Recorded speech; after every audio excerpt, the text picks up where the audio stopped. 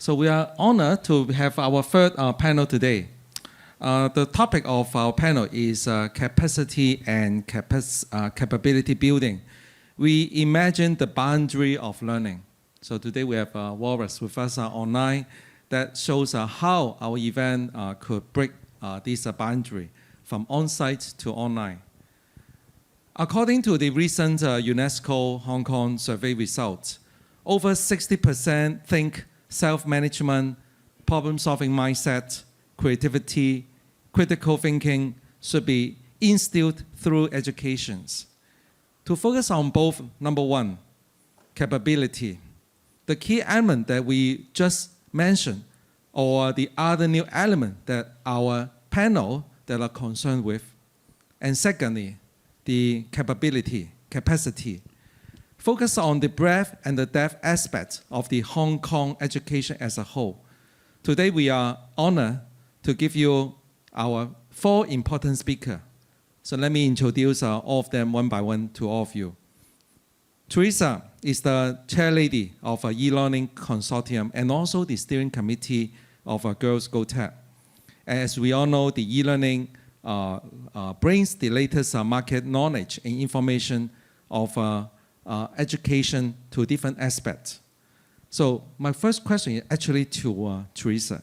So I'm going to introduce all the speakers one by one, okay? So Teresa, I would like to ask you the first question.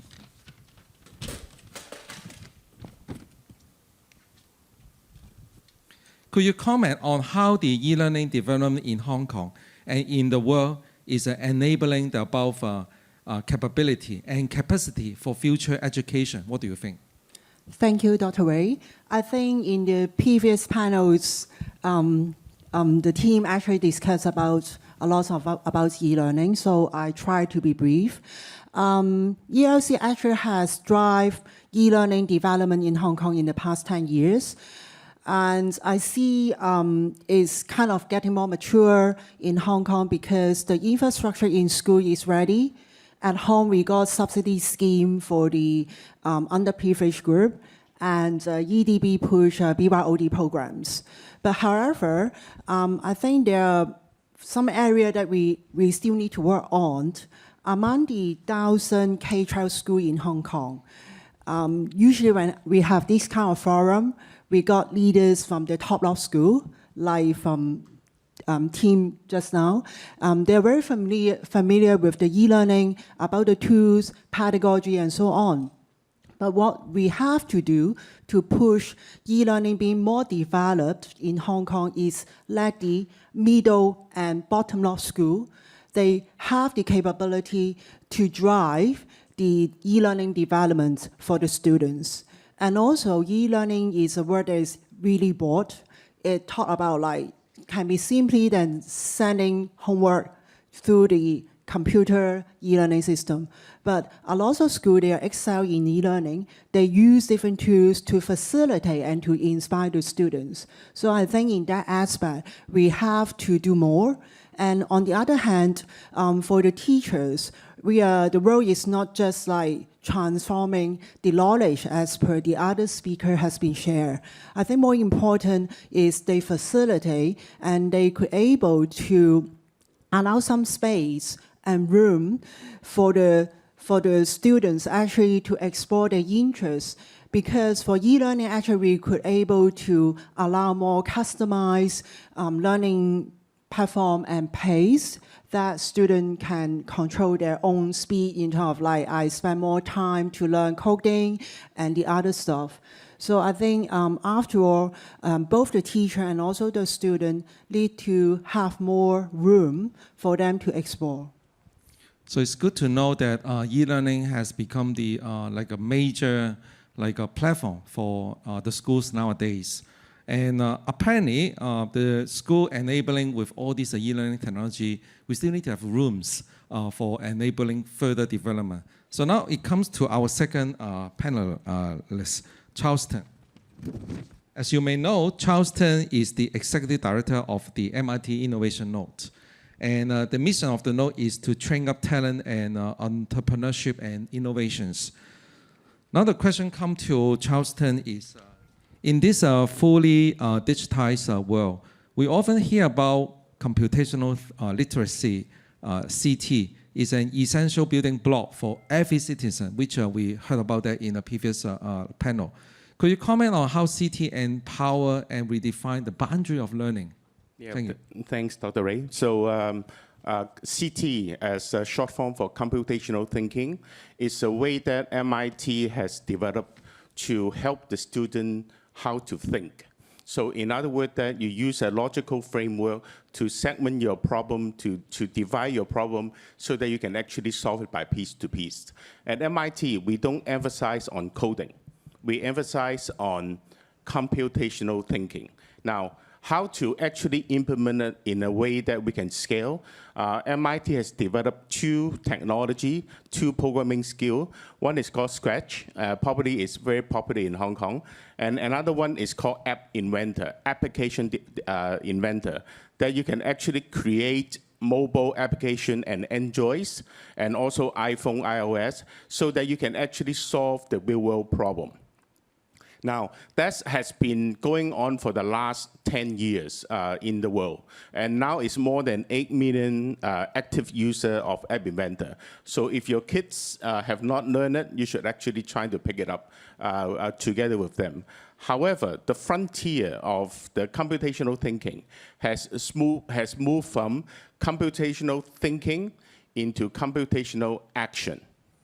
Again, computational thinking and into computational action. In other words, that we want to encourage the student to take the ownership of the social issue that they see, so that they can actually apply this in the real world. And they can do something about it. Instead of only complaining about nothing they can do, we want to empower them with an easy-to-do mobile application, App Inventor, so that they can actually go solve some of the problems that they see every day. So that is something that I would like to share with all of you. Dr. Ray? Excellent. Yeah, the idea behind coding is to tell the computer to do what we want. So now from computational thinking to computational action, this is a very new idea. So we learned from Charleston today. Now, coming up next with our third important speaker today is Timothy. Timothy is the Executive Director of Guest Experience and Education at the Ocean Park. He's working with the team to develop the biggest outdoor lifelong learning classroom for local and overseas tourists to connect them with nature and conservation. So, Tim, you have so much experience in this sector. So problems are everywhere, and problems are all around us. So can you actually tell us, okay, very importantly, Ocean Park provides us a lot of lifelong learning experience for school and students. Could you let us know how the problem-solving mindset could be developed through these variable learning opportunities from the Ocean Park? Thank you, Ray. I think, as I mentioned, the speakers mentioned about the opportunities to learn. Actually, there are a lot of variety out there. And then the problem solving, first of all, I mean, in the park, it's nowadays there are a lot of things that's a lot of problems out there, or a lot of challenge out there. And for the students and also for the participants, visitors in the park, it's how are we going to arouse their awareness and curiosity. Because from time to time that we can see that problems out there, but it may be desensitized. Some of the problems. So the first thing we need to do is to arouse their interest. So through our animal exhibits, attractions, and even the rides, we'll be able to arouse their interest. For example, students actually, they do enjoy their physics class because they be able to use our mechanical rides as a way that they can learn physics, so that they can set up their velocity measurement and also the different meters to measure the gravity and also the velocity through the rides experience. And second is with the animals and also different exhibits. That's really give them the opportunities that they can see things. For example, panda, giant panda, you have seen them more. Do you know that panda have tails? Any one of you would know that? Do you know that pandas, what the color, the panda do have tail, but do you know the color of the panda's tail? Black. Make a guess. Panda's tail is white in color, but most of the time it would be muddy because of they're always sitting on the soil, eating their bamboo. So we need to arouse their interest, and then they will be able to see that, okay, once they connected. And then we use the panda, the animal ambassadors to arouse their interest, and then they can see that the threats, what the threats that they are facing out there, and then they will see that, okay, what kind of problems that they can identify, and then how are they going to solve a problem. And then the other is when we take the students and also the visitors through the aquariums, they be able to see that there are a lot of fish out there. But then they be able to enjoy watching the fish, but in the meantime, they will see that, okay, what exactly the fish variety, and also what's the challenge that they would be facing in the wild. And then we can talk about the biodiversity, the food chain issue, and also the sustainable seafood management programs to them. So the key is how we can arouse their interest. And then the other thing that you may not be aware of is, other than, as I mentioned, or as Ray mentioned, we're providing a lifelong learning opportunities. So not only from these young children or kindergarten, but we're also providing the opportunities to the elderly. We do have a very good program, what we call a Golden Warrior, senior citizens that they can become our volunteers. So actually we recruit them, and then they become our volunteer narrator inside our animal exhibits. So they learn, some of them, they were accountant before they retire, or some of them, they were policemen before they retire. But then they want to spend their energy and also their time to support the community. And then we arouse their interest, to join us. And then they be able to learn the informations about the animals, and then they can use the time and efforts and the knowledge that they acquire, and then help us to cascade and communicate the messages to the students and also the visitors. So I think the key is, again, is to arouse the interest, and first of all, and then build the connection so that they can feel that, okay, this is something that close to their heart, and then they feel important. And then definitely, nowadays, there are a lot of ways, that they can find ways to solve a problem. First of all, is let them feel connected.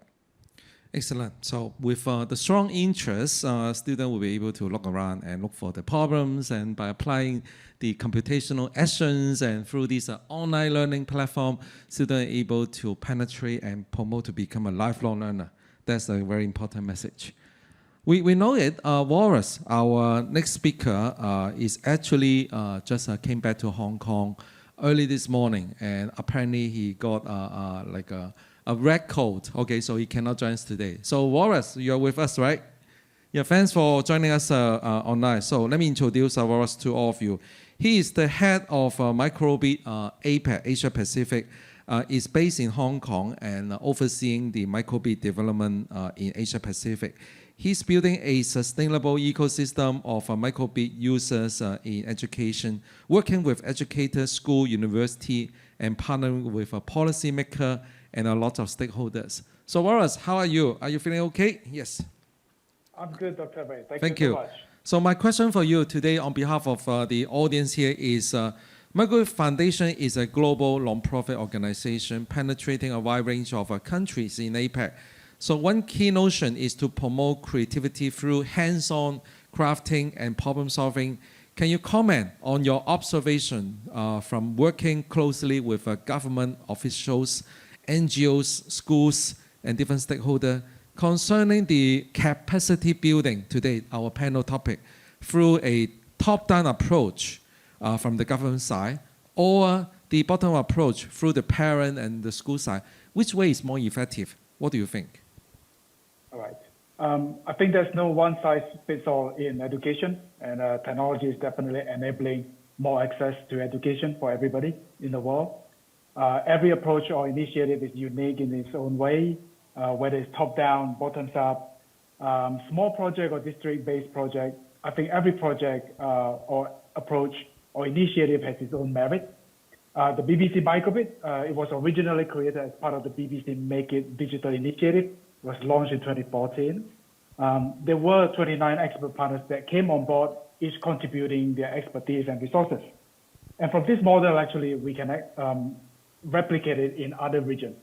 So since then, since the introduction of BBC in the UK, there are 30 other national rollouts around the world and thousands of effective initiatives, including CSR initiatives, like the one that I attended yesterday in Taiwan, service learning by universities, and many more. So Microbit itself is more than just a small computer. It's a movement, which is also very consistent to our mission. We aim to inspire every child to create their best digital future, not making them as coders. We want to broaden participation. So basically allowing more child to take their first steps with technology and be inspired to become the digital creator and not just a digital consumer. I think what is essential in any approach is collaboration. A lot of panelists has discussed about this. Is collaboration among the stakeholders and constantly be reminded that we need to inspire students. Give students the ability to envision their future, giving ownership back to the students that they own their future. And to achieve this, obviously, we need to build great perseverance and hopefully, they are resilient and able to work in the adverse environments and unpredictable environments that is approaching. And I think another key point that I would like to point out is the microbit itself is the physical computing. We are allowing more opportunities for students to experience physical computing and bridging the physical and digital world together. Physical computing with the BBC Microbit, it brings technology in students' hands. And a very simple example, and taking it from another panelist just now, it would be, let's say, students love to watch YouTube. Yes, we can watch YouTube about artifacts from Hong Kong Palace Museum. We can, lead a lesson on drawing a 3D model and making it alive using sensors of lights, sounds, and gesture interaction using the microbit. So yeah, physical and digital world interacting together is magical. It's magical learning experience. We are glad to learn from your recent experience from Taiwan. Thank you, Horace. So now we have one round of questions with all the panel. We welcome you to bring in your questions through this Slido. And coming up next, I still want to go around lady first, right? So Teresa, you mentioned about like e-learning, and you also mentioned about the teacher. They need to know what is happening around the outside world. So one thing that we heard before from you is called the job scheduling. So how the job scheduling developed for both student and teacher, we defined the boundary of learning nowadays and beyond. Yes. Actually, I think for the survey that's done by Future of Education, that's one question is about the important elements for the education for people in Hong Kong. And that's the top element is connect student to the real world. And I guess if job shadowing for students is actually nothing new. So I actually feel it's more important that we could able to connect the educators to what up to date to what the real world is doing and happenings. And that's why in the past years, ELC has been working a lot to connect principals and teachers to the tech companies sharing. Like we have conducted webinars on by the ICT Awards winners to share about their innovations. We connect them with Hong Kong TV1 CEO so that she could able to share how robotic warehousing is operate and it's so insightful. And we also have like Google people and social media people because bloggers are important, right? How data analytics works.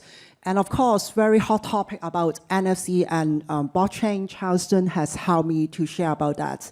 And in every time of the sharing, the speaker share about their pain point of talent recruitment, what kind of talent they are looking for. Are they just skills? Actually, it's more competence, not just skills, more collaboration. Instead of just able to write the codes, they need to have collaboration, have the courage to work, and so on. And to further crystallize these ideas, we are thinking to launch a teacher job shadowing program. It's quite a new ideas. Actually, the ideas is being came up from Dr. Christine Choi, the Secretary for Education, in a meeting that we had 3 weeks ago. She mentioned that this is an idea that she had all along in her mind, but her team always rejected her. So it's like EDB also have a lot of yes, but, right? So hope I could make her dream come true, because I think inspiration is more important. And if the teachers are being inspired and they could act as a facilitator role, that could able to give more bright future for Hong Kong education. Yeah, I want to repeat the topic for our panel today, capability and capacity building. And in order to enabling the future of education, we, as an educator, we need to know what's happening and all how the job, career is transforming. And through this job shadowing it appears to be very effective. And although it's starting, but coming from Dr. Choi now with the ELC, Teresa, and I pledge, okay, there are a lot of leaders online and offline. Please join this kind of like a job shadowing, because this is what we need. In my own experience, I work in university. I see a lot of students when they graduate, they wear the gown. They don't have an idea what they want to do next, and this is really important to let them know. Yeah, coming to Charleston again. Yeah, you are in the middle of the stage.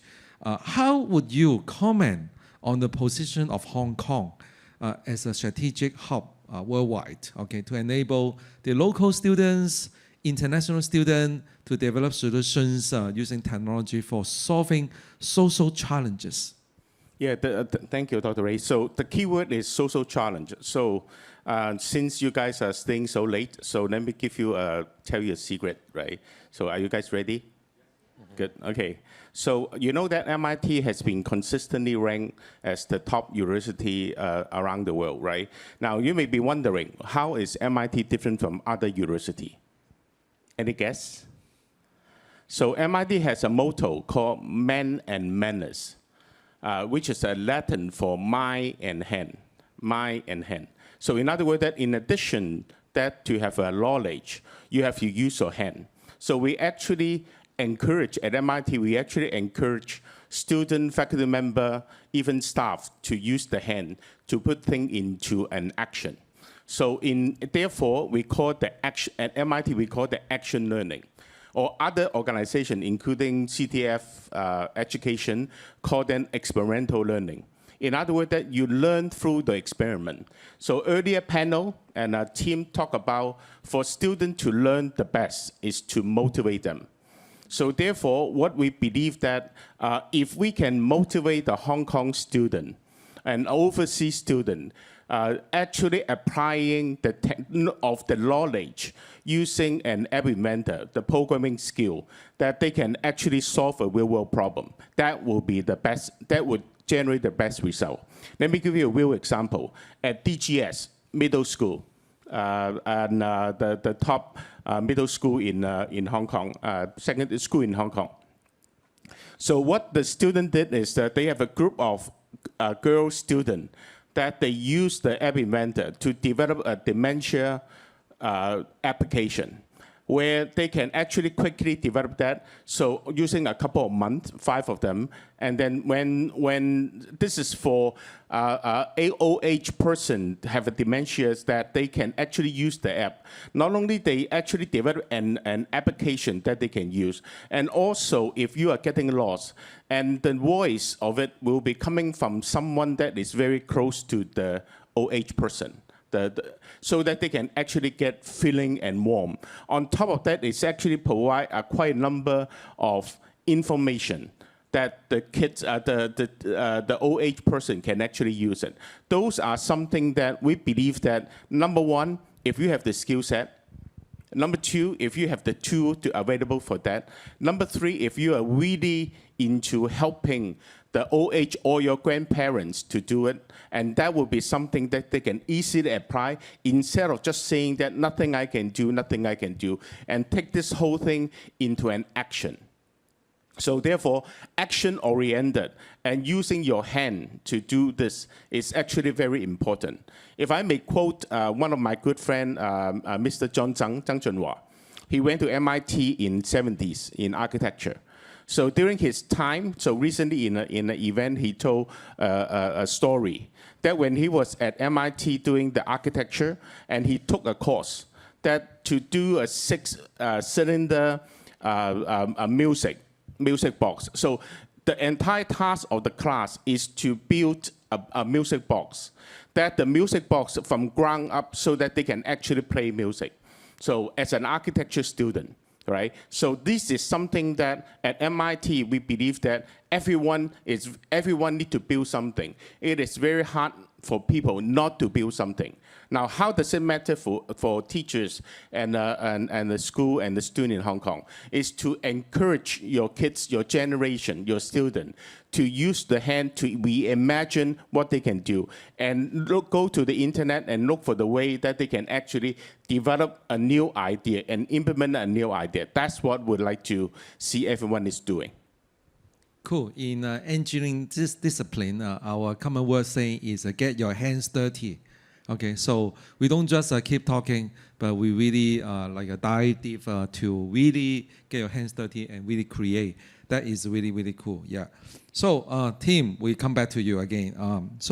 You have sharing with us the how to raise the interest, how to find the problems, how to promote lifelong learning, in order to develop a sustainable future. Today we watch the UNESCO video. We know our world is changing. Sarah has given us a wonderful opening today.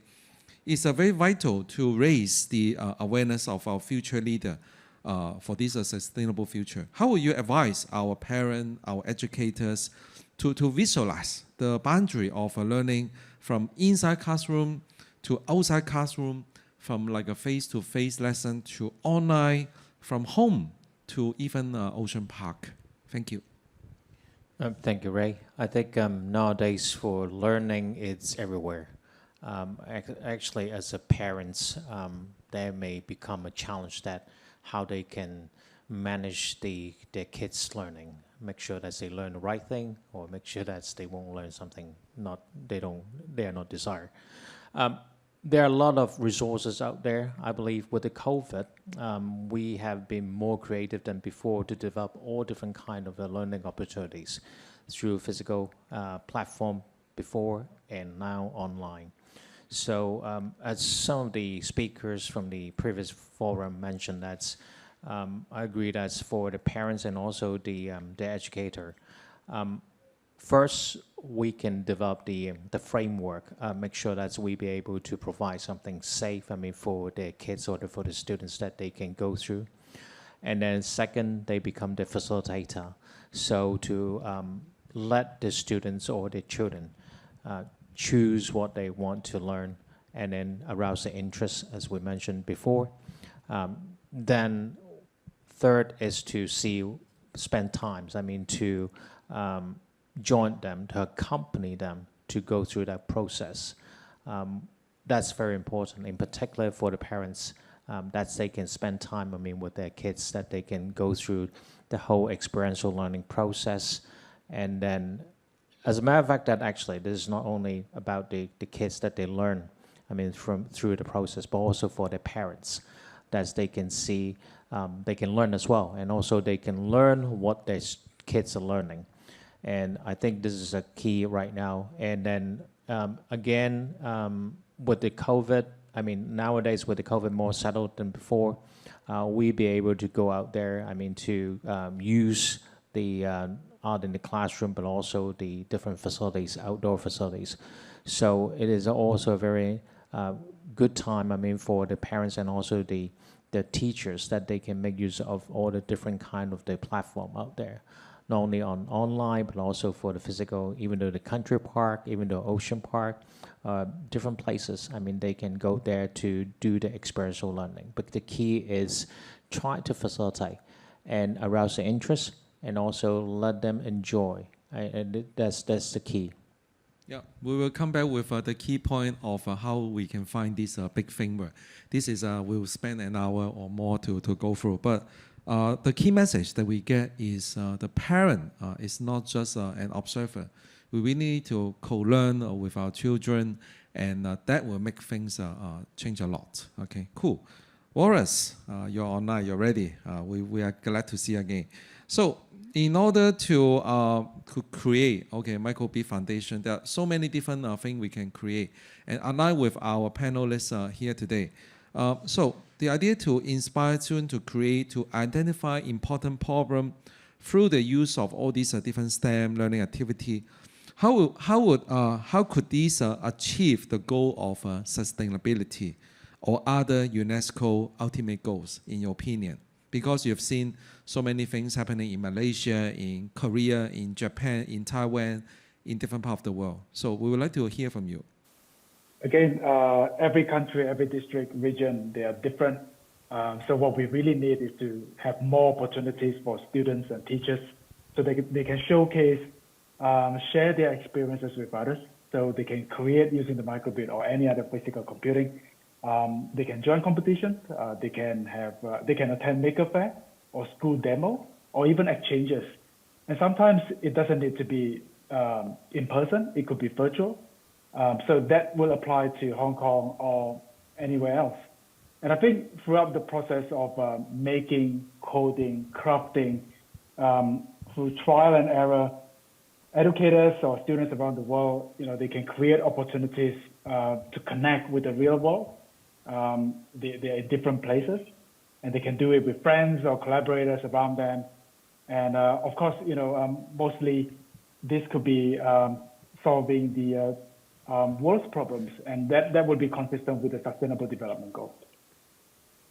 Thank you, Wallace. Yeah, so definitely. So I would like to come back to all the four panelists today. So we are moving forward to some common questions. We would like to all of you to let us know your opinion. So in our panel, I always want to repeat capability and capacity building. We want to go for more people. We want to go for different kind of skill set. But in the previous panel, we heard that teachers are very busy, students are very busy. So how can we actually free up the space to achieve so many different goals? What do you think? Yeah, anyone? Yeah, Charleston, I see you want to answer. Yeah, if I may jump in. So I really liked the last panel, what you guys said. So when we're in business, when we're trying to create a scale, there are two ways that we usually do it. Number one, we do it early. So therefore, our computational thinking curriculum go to the P4, P5, and P6. We believe that if we do it early, that the ripple effect afterward is going to be stronger. So that's one. Secondly, I think in the second panel from teachers, from team, right? And I think that the teacher is the second most important pieces of that equation. So therefore, when we are doing the cool thing, we are focusing only training the teachers. These are our two of the bottleneck. Go early and work on the teacher. And the multiplying effect, we believe that from a scalability point of view, it will be much faster and more scalable. Cool. Yeah, Teresa, I know you want to answer. I think every school is different, so it's not one size fits all. And I would recommend the school do set priorities. I think not for commercial world, schools should have their strategic plan. Think about what you want to shape your student to be, because may not be every school able to achieve this one standard. I could share an experience that I have yesterday. I attended an anniversary ceremony in a school, and that school actually I think is Band 2 or Band 3 secondary school. And most of the students are non-Chinese, and in the old days, I think the percentage of going into university is quite low. So the principal actually not only focus on academic, he has arranged a lot of other skill sets and other experience for the students. Like they could learn to be a barista, learning how to do Japanese tea, 茶藝, and they have an amazing art room, even gym. So I really appreciate because he understands the profile and the characteristic of the students, and the school just give care and love and stand by them, give them the opportunities to learn and explore. Thank you. So we have to start early, at the same time set the right priority. Just like today, joining the forum today is the highest priority. Yeah, Tim, what do you think? The key, I think it's, I totally agree with the two other speakers mentioned, and also it's how we can build a stronger partnership with the schools and also the teachers.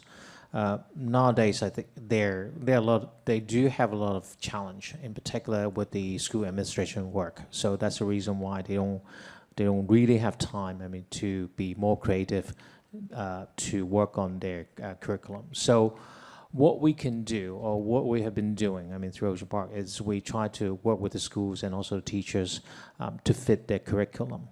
And then so that we be able to make use of the resources in the park and then to support their curriculum studies. One thing that's we've done last year, actually, was quite interesting with the creativity from our team. There was a school that they want to do a program about the national law. So, it is important nowadays to talk about national law. So the teachers came to us and see what we can do. And at Ocean Park, we are not a legal entity, we are not a legal institution, so how are we going to do that? The team has put together a very creative idea. They make use of the panda as a key and also as a framework, as the icon to talk about the national law. So why the national law is important is pretty much similar to what we have been doing about protection, how to protect the giant panda from endangered situations and then make them so that they can sustain their population in the wild. So this is something that's we have to do, to support the schools and also the teachers. We see the challenge out there. And we also have a common goal that we want to teach, and we also want to engage the students, also the visitors. So I think, go back to the original comments, it's how we're going to build a stronger partnership with the schools and also the teacher. Thank you, Tim. Yeah, Wallace, you would like to add a few more points for us? Just a few, maybe just one actually. I focus a lot on the students' voice. I believe that students love to create. We just need to inspire them. Actually, I need to correct this. Not only students, teachers love to create too. We need to inspire them, give them the time, and understand that every project that they create is unique. And these projects could be aligned with the global goals, design thinking, resources, or any lessons, anything that they can create, that would be great. Yep, the process is very important as well as the outcome. So there's so much we can work together to free up the time. I want to share a bit more from my own personal experience because next Monday I want to invite my former student to join luncheon, but he denied, and he told me that he's a teacher. And then he sent me a timetable. When I look into his timetable from like 7 to 5, and every 1 hour he has a new class, and every 1 hour he's switching between different group of students. And of course, even in the evening, he has to do a lot of grading. So this is the situation we are seeing in Hong Kong educations. But we believe, setting the right priority through this forum, we can create an impact. The government official, the parent, they're all listening. And I know it as we see the topic today is we imagine the boundary of learning. So now we need to look into the online questions. Coming to the online questions. How can we create more learning space and opportunity for underprivileged students in Hong Kong to build capacity and abilities? Thank you for the questions online. Anonymous. Yeah. Any panel would like to answer this? Yes, Tim. I think this is also another thing that's, I would see this as a priority. As we talked about, there are a lot of opportunities or education resources out there. And then for regular families and parents, it shouldn't be a problem for them to get the access to that. The key, the underprivileged group, actually, they would be the group that's they've been left out in most of the time. So this is important that we be able to provide some platform to them. So there are a couple of ways that we can work on that. First is see whether we be able to align with some like-minded partners so that we can work together. During the COVID, during the last lockdown, I would say, is we work closely with Sino Group that they do have foundation, charity foundations, and then they provide the opportunities, they provide funding to us so that we be able to develop online education programs for 30,000 underprivileged children that they can attend through that online section. So this is one thing that we can do. That there are a lot of generous organizations out there, so that we be able to make connections with them and use their resources to support the underprivileged group. Second is we will go for funding, and then to see whether we be able to get some funding from, for example, different government organizations or agency, like the environmental funding, so that we can bring in the additional resources so that we be able to develop different programs for the underprivileged group. But after all, I think other than providing regular programs to the normal families that stay wealthy enough, to join our programs, we also need to pay good attention, to the underprivileged group. Thank you. Yeah, Teresa, you want to add a few more words for us? I think for the industry, especially the commercial enterprise, I think we could able to reach out more. In my experience, I actually heard a lot of sad story, despite there are lots of support in terms of SIM, devices, and so on, but there are still a lot of cases that those materials and resources are not being distributed to the right person. Or some of the school, I'm not sure whether I could say, maybe the principal not there to handle the logistic and all the admin work. So there are resources that is not being utilized by Jockey Club. And that's why I think for us, whenever we heard about this, just reach out more. A lot of people are willing to help. I personally help a lot to connect as well. So there's no magic rules, just sit and help. And actually, even for home learning, having one device is not sufficient. Look at my kids. They have one laptop for learning, and then they have another device to take photos of the homework and then send back to the teachers.